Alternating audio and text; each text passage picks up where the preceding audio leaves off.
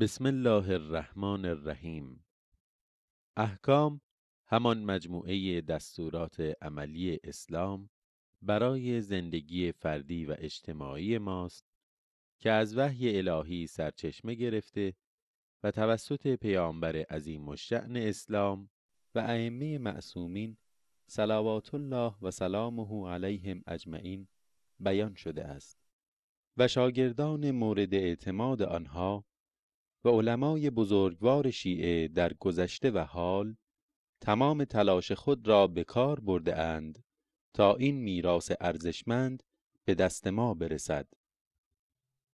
مجموعه نور احکام بران است که با استفاده از امکانات موجود بخش مهمی از احکام مورد نیاز عموم را به تصویر بکشد.